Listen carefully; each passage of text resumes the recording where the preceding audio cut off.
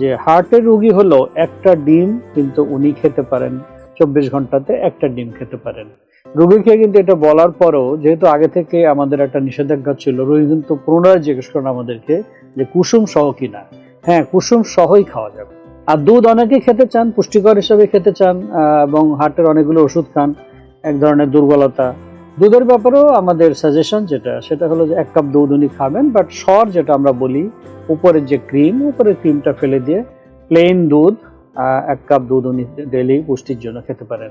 তাহলে ডিমের ব্যাপারে কনফিউশন। এরপর আবার প্রশ্ন করে হাঁসের ডিম না মুরগির ডিম, এটা নিয়েও রোগী প্রশ্ন করে। এটা নিয়ে কোনো বিষয় নাই, ডিম আপনি হাঁস বা মুরগি যেটাই করেন না কেন, একটা ডিম কুসুম সহ আপনি খেতে পারেন। আর যাদের রক্ত স্বল্পতা আছে, হার্টের রোগীর সঙ্গে যদি রক্তের স্বল্পতা, আপনি জানেন যে আমরা হেমোগ্লোবিন টেস্ট করে রক্ত স্বল্পতাটাকে বের করি, অনেকের হেমোগ্লোবিন কম থাকে। যদি রক্ত স্বল্পতা থাকে সেক্ষেত্রে উনি দুটো ডিমও খেতে পারেন, একটা কুসুম সহ আর একটা কুসুম বাদে। এবং সেক্ষেত্রে দুধ, যদি হার্ট ফেলিওর না থাকে, শ্বাসকষ্ট না থাকে, তাহলে 1 গ্লাস দুধও উনি খেতে পারেন কিন্তু সর বাদ দিয়ে। সুতরাং ডিম এবং দুধ খুব কমন জিনিস, এবং এটা নিয়েই হার্টের রোগীদের বা রোগীর অভিভাবকদের একটা কনফিউশন সবসময় থাকে তাদের রোগীকে ভালো রাখার জন্য।